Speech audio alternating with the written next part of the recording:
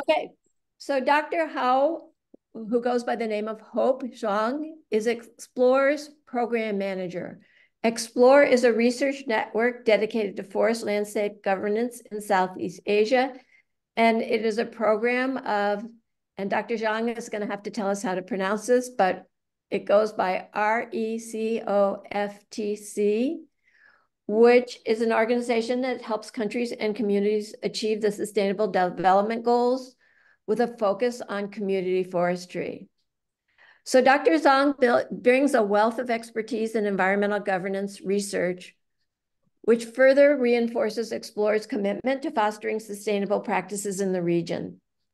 Her academic journey, which I am familiar with, includes a PhD in natural resources and the environment from Cornell University. So I got to know Hope when she was a PhD student here in our department. And it reflects her dedication to studying environmental governance dynamics, civil society organizations, and private enforcement of environmental laws in China and the US context. And those of you who did the week 1 readings have read Dr. Zhang's paper on her work on Friends of Earth. Oh, excuse me, I'm sorry. Friends of Nature, long time, very effective, very important environmental organization in China, and Hope did a study of Friends of Nature, which she published, and we included that paper. So with that, I'm going to turn it over to Hope or Dr. Zhuang. Thank you. Thank you very much, Marianne. Yeah, I mean, it's a great pleasure, and I'm delighted to come back to the course like offered by Cornell. I'm an alumni from Cornell, as Marianne introduced, and I'm really very happy to have this chance to share some of the works that I'm currently doing.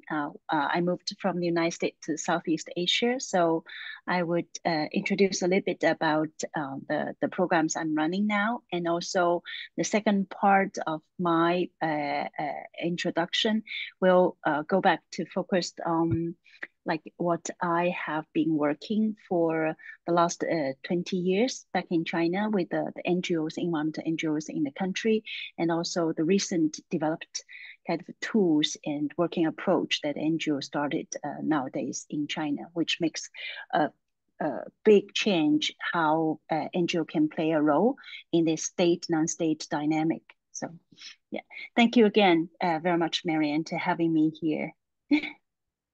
So I will start to share my screen. So hopefully it is working. Yeah.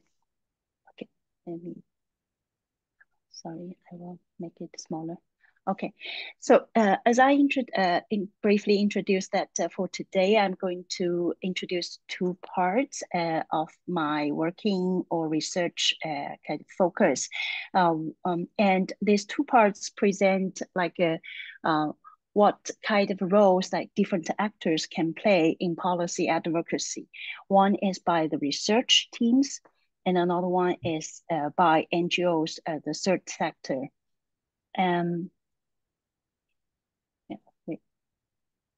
Sorry, my screen is not, okay. Yeah, so first I would focus a little bit about the program I'm running for now in Southeast Asia. The program is named as Explore. So it is a research network, and the aim is like to get all the research communities, research like universities and institutions who are interested or doing the research related to forested landscape governance to be together and to conduct this research and also apply this knowledge and research findings to inform the policy in Southeast Asia. So this is the only research network in the world focused on forest landscape governance. The project is funded by CETA as a donor, and started from 2020, and we are now in the second phase, started from 2022, and will last till 2027. So this is where we are, and we are. I mean, the secretariat is a partnership between RECOF, RECOFTC, RECOF, and C4 ICRAF in the region. For the program, the objective is really kind of support the government to use the high quality research findings to inform the policy and improve this institutional framework. And we do care about the sustainable use of natural resources at the landscape level. And we also very much focused on like gender equity, social inclusion. And also one of the things we emphasize a lot more is participatory action research. So by as a researcher, not only kind of collect data, analyze this data, one part of the Explores program is to go to the local communities and multiple stakeholders to practice this action research, to make the findings to be applied during the process of the research and make the change. And Explore is running through this research grant. We provide different kinds of research grant to the universities in the region. And for now, we are funding 7 research teams. And this research team, or we also call research projects, are consisting of like a multi-country, 7 research projects. There's only one in Indonesia as a single country. For the rest, it's like 2, 3, or 4 countries, like have consortium research teams to conduct the research. And now the research is focused on Cambodia, Indonesia, Laos, Philippines, Thailand, Timor-Leste, and Vietnam.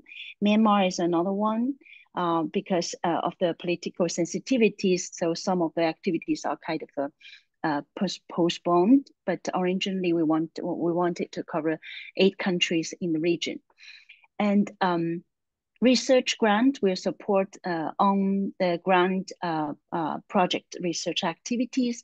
And also the project will provide these capacity development programs to support like different universities. As you may understand that in the region, some of the countries are more advanced in research or institution capacity. Some countries are catching up. So this kind of cross-country research team also act as a capacity development. Like the countries within one research project can learn from each other and to improve their research capacity. And as I mentioned, the ultimate goal of the research is to inform policy.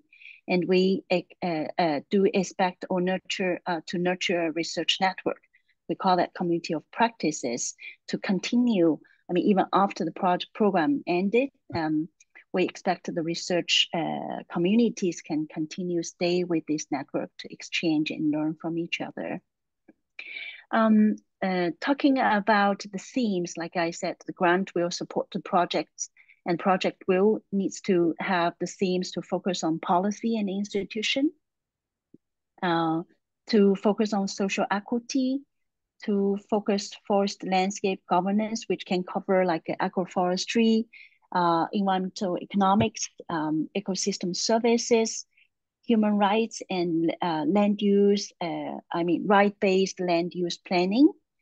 And also one of the component project research project focus is the resilience or the response from communities to the natural resources use during the COVID and other extreme events.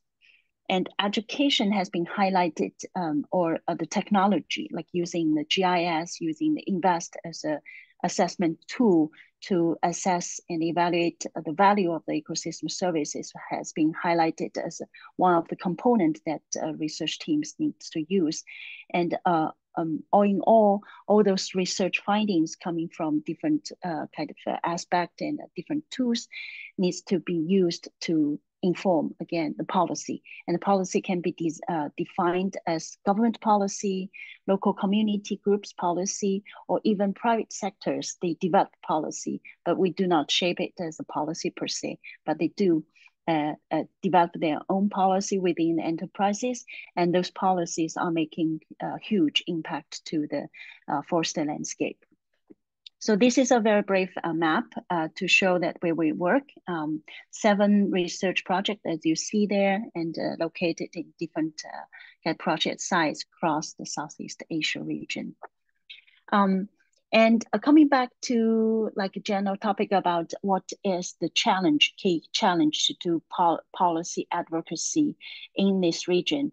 As I introduced that for the second phase, started from 2020s, our research team in the field are still at the primary stage to collect the data, analyze this data, and package data into a policy advocacy kind of message to reach the stakeholders. So at this stage, we're also trying to learn from other programs who has maybe 20 years, 2 decades of the year working in the region to know what kind of challenges they're facing. So from this communication, we know that in this region, the policy is non-linear, and at different stage, local government can develop different policies which could be contradictory. So this is one of the challenge that we need to do when we are doing policy advocacy. And we understand that, besides the NGOs' efforts, because in this region, NGOs, the third sector has been acting very actively to influence or advocate for policy change. But besides that, we do see that the potential of the research is the research can provide this evidence-based message and information to make the issues visible, more convincing, more visible, more kind of supported by concrete data and message.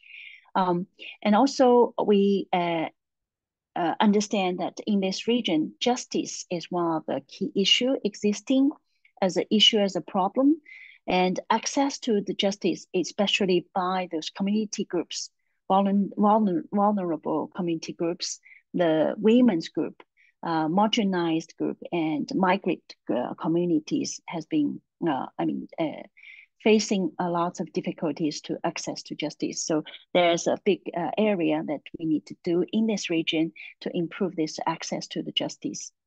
And another part that we see as a big potential is the value of the natural resources needs to be recognized. And at the same time, like the cost of using the natural resources needs to be recognized. Giving a very quick example, like in Mekong River, who can access to the water resources and how much they are paying for for using the natural resources, not only for the drinking water or irrigation purposes, but regards to the cost perspective, the pollution, water pollution has become a very big issue in the region. So how to realize or recognize the cost of making the pollution in the river is one of the kind of key challenge in the region. So this will be the first part of my introduction. I'm not sure whether you may want me to make a pause to receive some Q&As, or I can wait till the end after I finish the NGO's role. I mean, I discussed a little bit about the research teams or universities, the role of them in the policy advocacy, and I can continue. What would you think, Marianne? Well, I have a few questions, and thank you. And if anybody has other questions, or please put them in the chat, and Fish and I will keep an eye on it.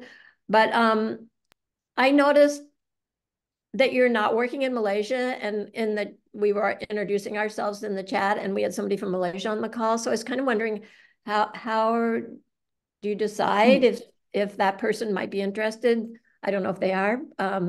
In Malaysia. Yeah. Yeah, I see. I mean, this project has been designed and proposed to the donor SIDA. So one of the reason that Malaysia is not covered also is because of the embassy's priority. In Southeast Asia, like 5 countries, and I think one is thinking about maybe Philippines has a more advanced research capacity because this project is very much research oriented, and Indonesia plays another opportunity very much like community related, forest landscape restoration related. So that is the why.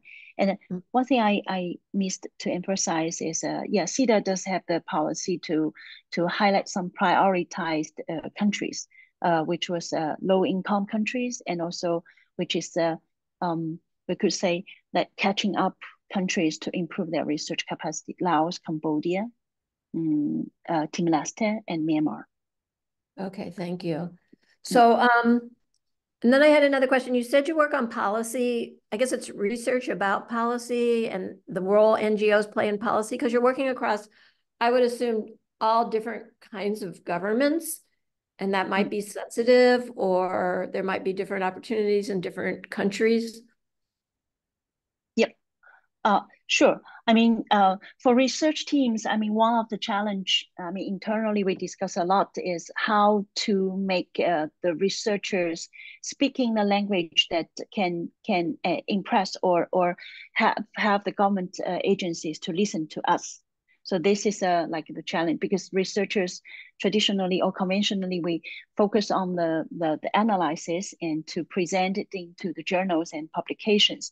But talk with the government agencies, we need to use the language they can accept, and also will be more kind of accepted by the government agencies. So for the researcher, we're trying to find a way how to use our strengths. Yeah. Oh, interesting. Yeah. So it's a challenge to the communication. Yeah. So iPhone has their hand up. iPhone, you can unmute yourself. We'll take one audience question, but can you tell us your name and where you're from and briefly state your question? A minute, please. Good morning, everyone. We can hear you. Yes, it's Walter. My concern is more with vulnerable communities in Asia. So I would like to know if is there any advocacy projects taking place in regions like Bay of Bengal, Eastern India, Bangladesh, and Western Myanmar, because those are some of most vulnerable communities in Asia.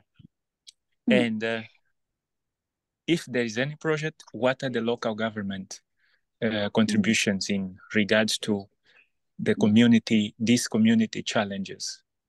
Thank you. Yeah. Thank you for the question. I mean, one is come back to the Explore program. As I introduced, the program has the country scope that focus on 5 Southeast countries in the Mekong region, and plus Philippines, Indonesia, and Timor-Leste. So unfortunately, like India, South India, Bangladesh, or Sri Lanka, are not covered by Explore program. But what I can say is in the 8 countries that they explore does cover, do have these vulnerable community issues. I mean, this vulnerable community could be migrate communities, like because of the policy change. Like for instance, one of the cases, the national park has been set up during the process. Like the communities has been lived there since 1990s, but in 2008, a national park policy came up, and because of this land use planning, they squeeze the access to the farming land that those group of people can do, and also considering those are the migrant groups, so they may not have like officially recognized residential identity in the region. So in this way, they are kind of kicked out from the land. So this is one of the case. The research team is helping them to do the historical review about what happened from like 1980s, 90s. What is the customary like the right they have on this land, and also the research team could help them to package and present all the information in a, I mean, more kind of a systematic way, and help those communities to voice up their concerns and their grievance and also their request to the local government. So this is one of the case that I could, briefly answer your question. Yeah, hope that could be helpful. Okay, and thanks, Walter. And if I remember correctly, he's from Angola. So I kind of want to move on because I know you have a second part, but we do have one question in the chat that's related to, and I think you might have partly answered it, but also, maybe if we have time, we can talk about if there's similar efforts or organizations that you know of working in other areas of the world, Africa, or as we were just talking about, Bangladesh, those countries. So, but this one question is from Lara Morales, and she asked, what are the most recurrent challenges to reach forest governance with communities, and how do they overcome it to make the project sustainable? So that's a big question. Yeah, what is the major challenge, current challenge to reach out, with communities?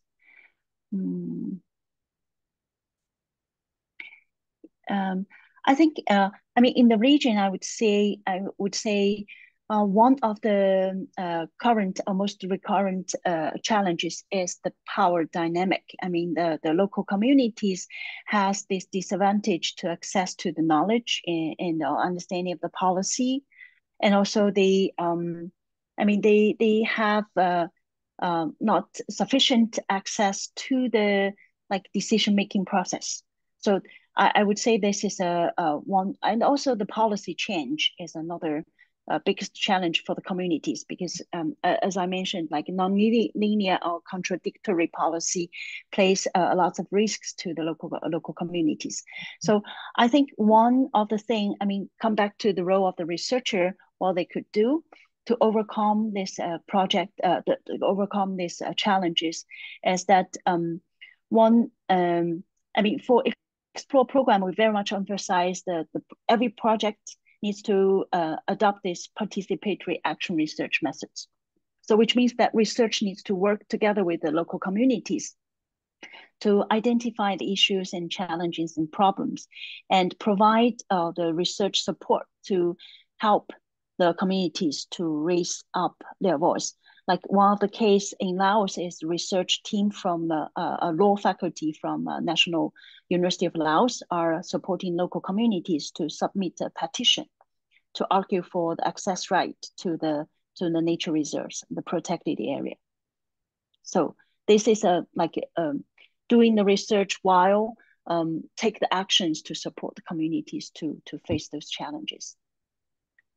So I hope that could help to address part of your question. Yeah, I agree with Marianne. This is a broad and big question.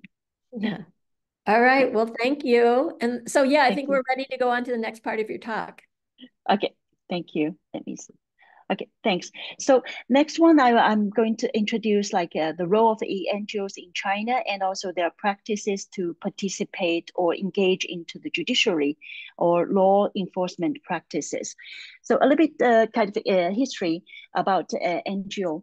NGO is relatively a new concept to China. It started from 1980s, and also the start of the NGO really come back to the province I come from, my hometown, Yunnan province. The very beginning in 1980s when China, the Republic of China, opened the door to international multilateral or bilateral AIDS project. They first come to Yunnan as one of the key province. They want to focus. The focus is environment conservation, poverty alleviation as a part. So this is a general kind of map of Yunnan. This is a start. And also because of this international or bilateral, multilateral AIDS project entered the country, the concept of NGO or third party government and non-government, that we realized that, okay, non-government resources or actors can actually do a lot of things to contribute to the environment conservation, contribute to poverty alleviation and community development. And a quick move forward. This is the data from 2020, to say there are the registered NGO in China as around 4,350. And if we look at closer to what kind of area that NGO is most active, you will see like education by year 2022. Rural area development has ranked really high, and environment conservation has been ranked as number 3. And other small kind of status of Chinese NGO as a registration of NGO is kind of a challenging question. There are 3 types of we call that NGO in general, could be registered with a Civil Affairs Bureau or Ministry of Civil Affairs. But there are so many other organizations are not registered, but still running as an NGO. Some of the estimation are saying that there are more than 60,000 or some say 90,000 of the organizations are working as an NGO, but not officially registered. So this information gives you a general idea about how is the status of the NGO in China. And we look at what the NGO could do. I mean, these are some of the examples what they do. One is very, very much related to the community civic actions, that the weekend activities to get people go out to nature, understand nature, and start to build up these connections with the nature, which will place a basis for the civic people to take more actions, different actions to protect nature. And I mean, there are some NGOs are organize these actions to, for instance, this map shows that to clean up the trash along the national road to the Qinghai Plateau. So this is one of the kind of iconic activities that NGO take the lead and make it as a kind awareness building and also campaign per se activities to influence individuals, citizens. And there are a group of scientists I know as a wildlife photographer as another very interesting example, as they use the photography as a tool to monitor this biodiversity, like the species snow leopard. Where is their habitat? How is the population change? So from different perspectives, they also contribute to the environment conservation with their technologies and expertise. And there are examples, NGOs are focused on looking at this zoning planning. There is a red line, conservation red line published by national government, like within the red line, conservation red line, no big or significant development project should happen. So there are NGO to very much focused on reviewing these zoning plannings coming from different levels of the government agencies, and to measure like different plannings from different directions and to see the gap and contradictory that element and report it or communicate with the provincial higher level government to show that there are risks and need your special attention. And there are another kind of NGOs very much focused on the industries, like to get the data from those industries to analyze what is the carbon emission contributed from different industries, and also if there are national policies to control those emissions. This data will be used to inform provincial or national government agencies to enforce their policy implementation. So in general, the environmental NGO in China, they take this complementary strategy to work with the local government. There are some kind of concerns behind why they choose this strategy. First, the consideration of the scaling up, because the NGOs normally will have very limited resources in terms of finance or HR or social network resources. So the idea is that if NGO can set up a good pilot or demonstration, they would expect that the government can pick up these good ideas and scale up with the government's resources. And also in China, there is a careful consideration whether the NGOs will face this advisory position. So there will be some political risks for the NGOs to consider. If there are risks, they need to be really very careful to choose the strategies to implement their activities. And also funding of the NGO is always a big challenge for ENGOs. It used to be possible to, or easier to get international funding from the foundation, from the aids, from international NGOs. But in 2017, there's overseas NGO law published, to place different requirement and regulation on the operation of the overseas NGOs inside of the country that creates more kind of technical difficulties for the local NGO to get the fund from international NGOs. And another funding resources from NGO, which has become more and more mainstream in China, is to get this public service procurement running by local government, which means that the government will ask the NGOs to provide public services by providing the finance resources and some of the guidance. So this becomes one of the major funding resources for the domestic environmental NGOs. And another role that NGO could consider is act as a watchdog. So the watchdog role has been discussed in a lot of theories, academia studies, literature in around the world. It could be understand like you really kind of supervise or voice a challenge the government. But another way is like, in China's context, the watchdog role can be played when the local government's performance needs to be monitored or supervised or supervised by the third party. And also the market is another. If we say that the three pillars construct a society, government, market, and the third sector, as NGO is part of the third sector. So NGO can play a role to watch the market when and where the country government do not have enough human power or do not have enough resources to watch the market, to regulate that. And another opportunity come up very recently, since 2015, is that NGO can have the standing right in the court. In 2050, there's a new law policy named environmental public interest litigation started. So NGO can file the litigation cases against the private sector or individuals.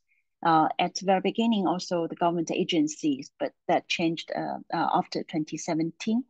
But that is the very new opportunity that NGO can practice quite different role and quite different practices in conserving the nature.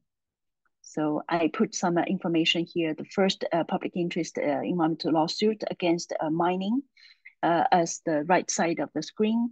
And there are cases to sue the dam construction company in order to protect the habitat for this green peacock. That is in the United States, the dam and fish case has been quite famous in US. And also there's a case in the middle, the photo shows that one of the chemical industry companies release this polluted water into the desert. We say that desert seems like it has no value, because people could not use it, and it seems that not so many things are growing on that area. But the question is whether it's correct or you have the right to release the waste into this area, although nobody is living in that area, and it does not seem to provide a lot of so-called value, ecosystem services value to the human being. So if we say that the NGO has provided as a law enforcer actor in this whole system, we call that private enforcement. The analytical aspect to look at this issue is to understand the involvement or engagement of the private sectors into this enforcement, whether they are complements or undermining the government agency's capacity to advance public interest. So this is a fundamental kind of question we were looking at private enforcement versus public enforcement.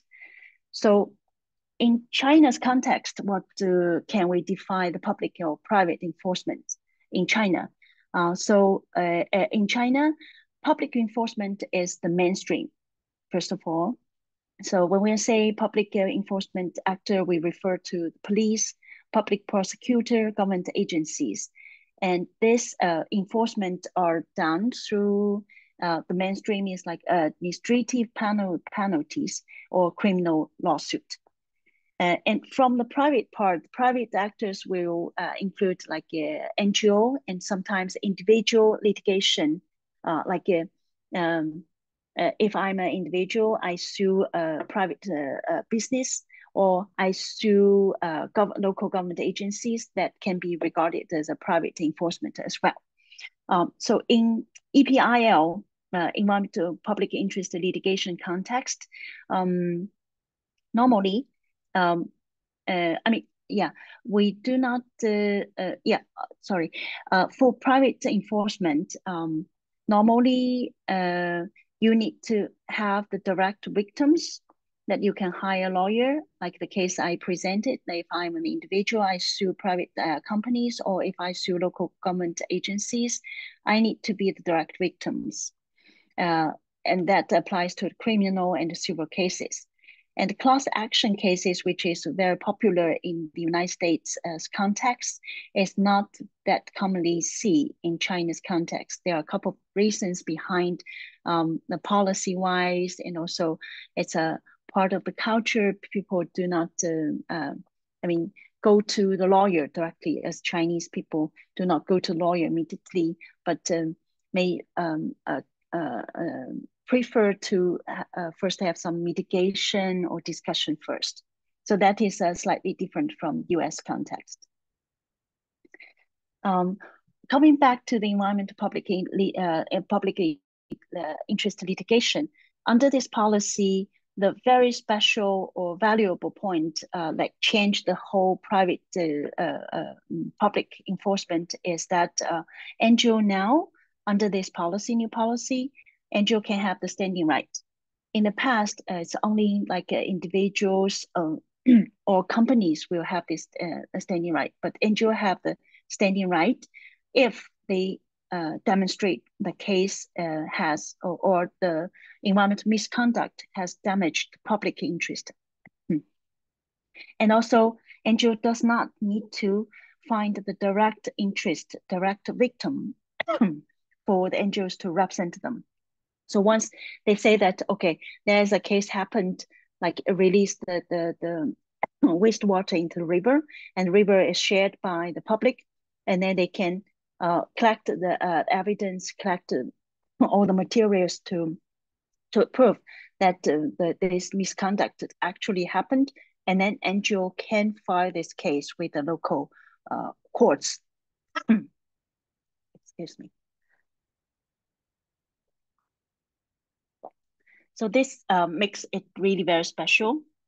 Compared with the US case, US has a very popular public enforcement culture, but in US, if you have this environmental misconduct, the NGO can only file a case in the condition that there will be a direct victim authorized or ask the NGO to represent their interest to file the case. So that makes the Chinese EPIO case different from US context.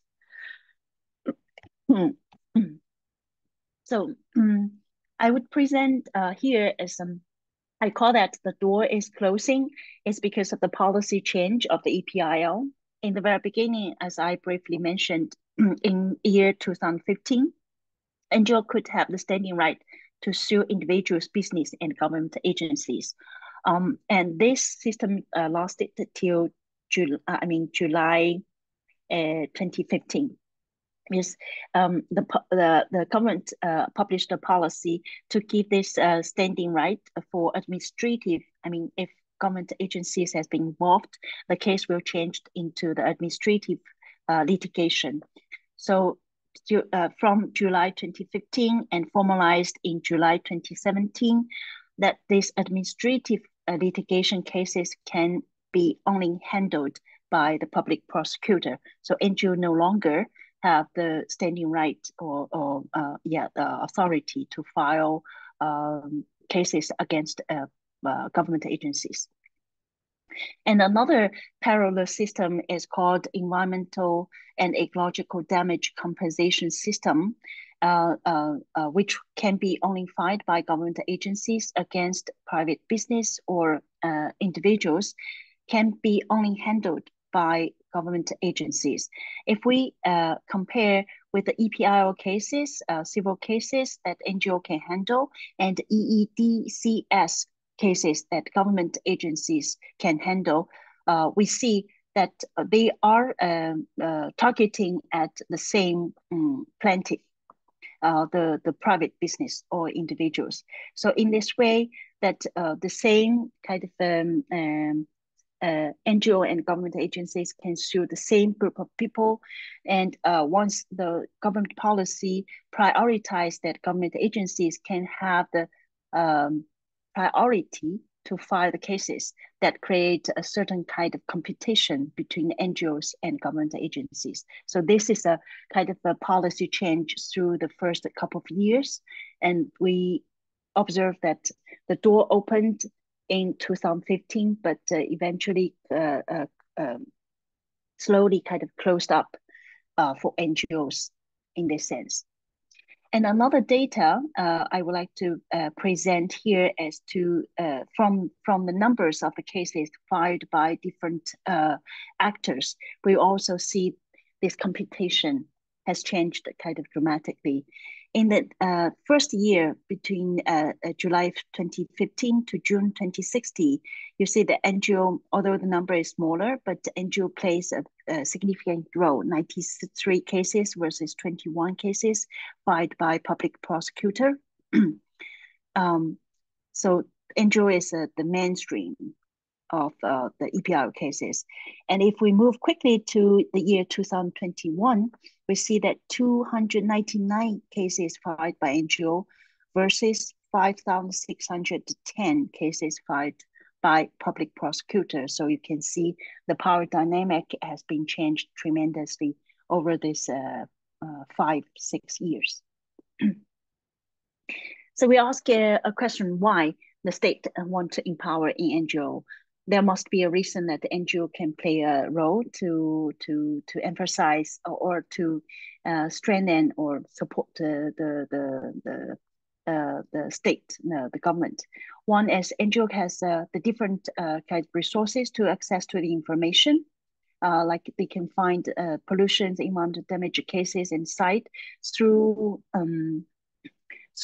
that hotline or through their social network that NGO has placed, worked with the local communities. And also NGO can work with the communities in their own language to avoid civil unrest. And also I mentioned this central local dynamic.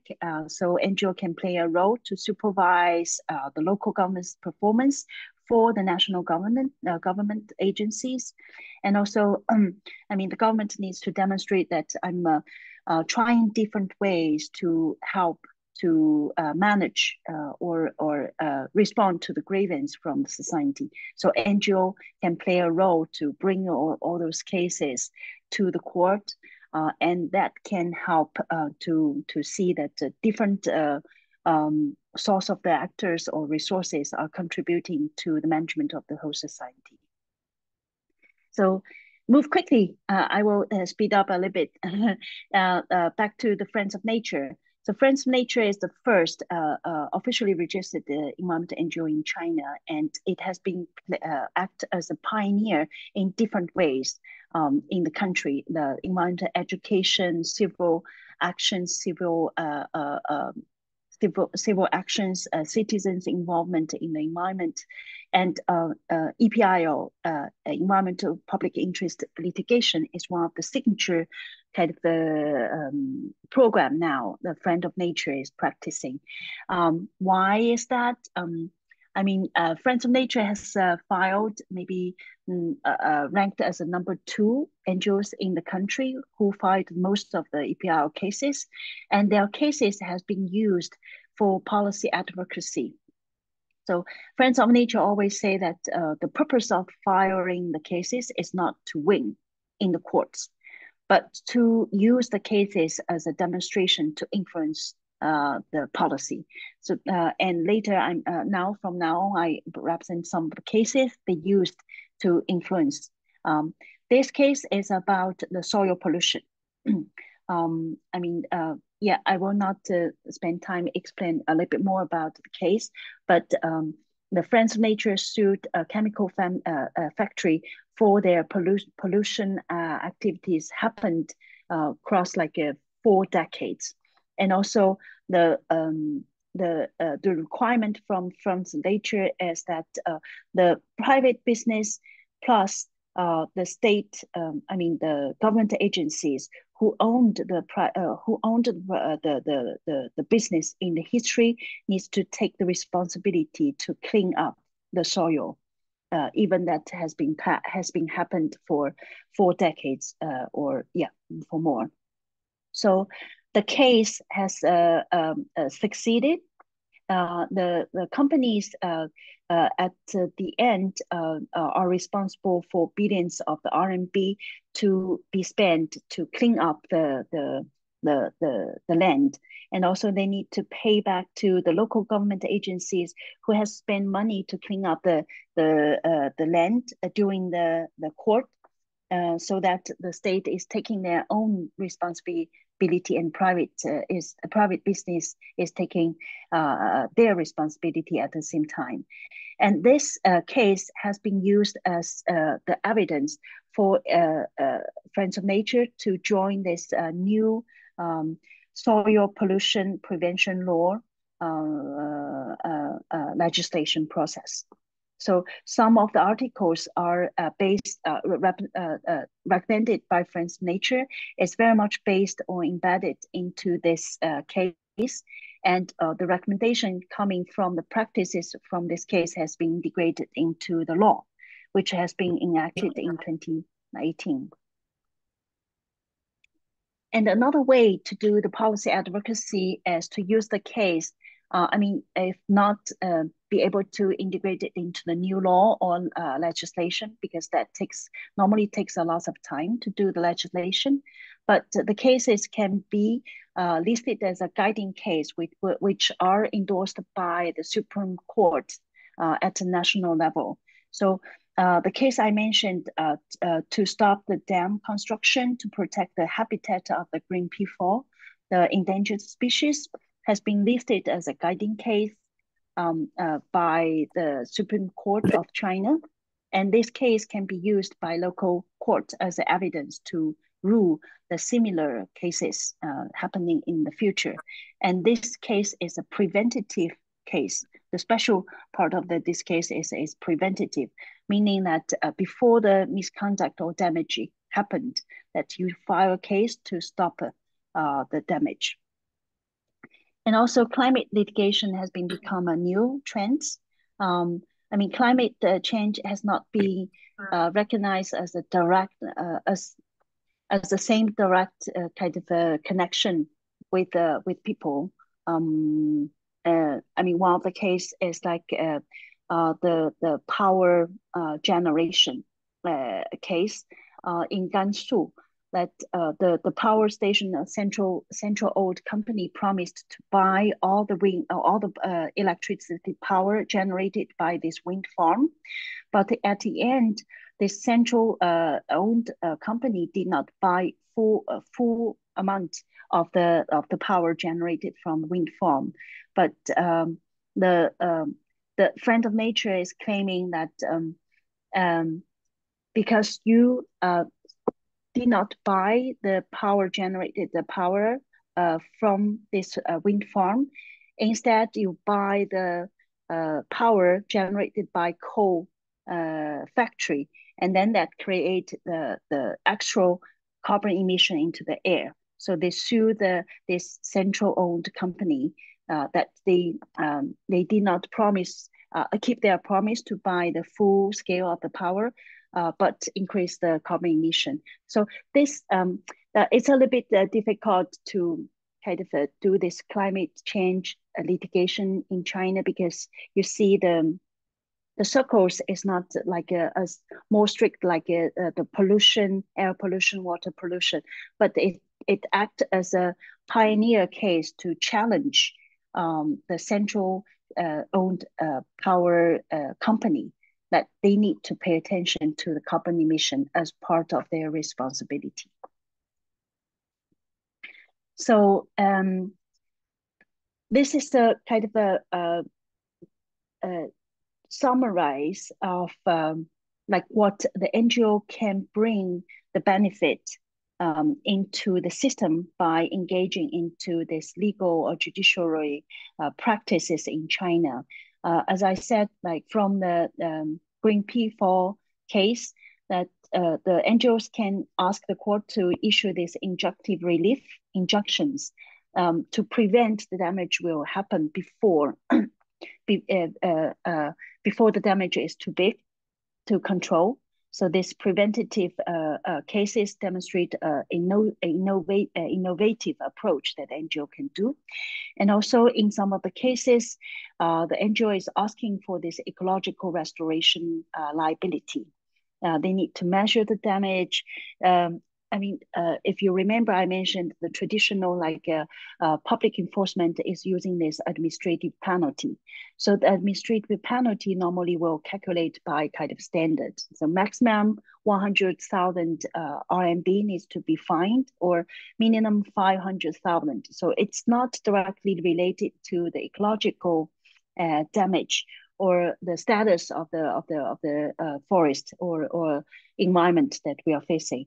But NGO introduced this ecological restoration liability by measuring exactly how much money will be needed if you restore the similar ecosystems, and this liability needs to be bared by by the companies or the individuals they conducted these misconducts. And also, ecosystem services loss is a very innovative idea, because this normally will be ignored, because ecosystem service may not be as direct. Some of the ecosystem service could be obvious, water, air, but some of them may not be that directly kind of seen or observed. So NGO highlighted as also part of the cost of damaging or using the natural resources in an inappropriate way. So the company, again, needs to bear those costs. And also some of the innovation that NGO introduced into the system is that once you have this penalty, in the past or as a mainstream, these funds will be located within the court. And sometimes these funds will be combined with the government budget to use for a broad kind of purposes. But NGO introduced whether we could put environmental trust and get all those environmental damage funds together. So we hire the professional people like who knows the biologist, ecologist, to decide what is the best plan to use this fund to restore the environment or improve the ecosystem services in the region or at the site. So this is an innovative idea that NGO has introduced. And also public participation and influence new legislation as really advocacy efforts. I mean, started from the very beginning, taking Friends of Nature as a case. Once the case is filed, or even before the case is filed, Friends of Nature or similar NGOs would start to share this information from different platforms, social media, website, all kinds of campaigns, different platform to introduce the case, to introduce why this case is worth to be filed, and what are the consequences if we let it go, business as usual, and what we want to claim, to ask the private business to take those liabilities, why it is significant. So the public participation in this way really kind of help the public to realize more about why it is important, and why it is the right for the individual citizens to care about this issue, or there are opportunities for the individual citizens to raise their voices in the whole process. So a little bit additional information that NGO is doing besides the litigation. I personally find it's really very, very interesting, as we say that information is power. So another type of the policy advocacy that NGO is doing now in China, which is another organization I'm really very interested in, is IPE, named IPE. So this organization is using the information as a power for public to access to the understanding of the situation, to understand like what kind of information they need to collect, what kind of information is useful, and what kind of information they can use to confront the private business or the local government agencies, to take them, to keep them accountable to people, like constituency that they need to serve. So this is a very brief introduction about the other approach, policy advocacy approach. This is the last slide of my sharing. I think I would like to kind of sum up like some of the problems or further future questions that I have not solved yet. And I think, yeah, I presented here that for the broad interest, and we can kind of discuss a little bit more about those questions. One is come back to the litigation. There are more than 7,000 plus NGOs registered in China, or I mean for environment area. There is only 30 organizations has been involved or kind of connected to the litigation approach. So why is that? What are the challenges and difficulties they are facing? And also, I mentioned that case selection is very, very important, because for NGOs like Friends of Nature, to win a case is never the ultimate goal, but to use the case as a tool to advocate for policy or the law change is the final object. But how to select this case to represent like opportunities, innovations, or like to have the power to represent certain types of the issues and problems existing in society is a question to the NGOs who practice litigation. And also what will be related question is what will be the legal strategies that NGO can develop, right? And another kind of a question I ask myself, I'm still being interested in this field is, I mean, public-private or can be translated into the state-society dynamic. I mean, one question from the scholar in this field is like, if we have the public enforcement to enforce certain type of litigation, criminal or public interest cases, whether the NGOs are filing the similar or double claim or double file the cases towards to the same plaintiff, same same private business companies. So whether that increases the zealousness of the law enforcement. And also for the NGOs, we need to always consider, I mean, in our strategy, whether we wanted to cooperate with the company, with the state, complement the state, like how to complement the do certain type of the case, we do certain type of case, or there should be some overlap?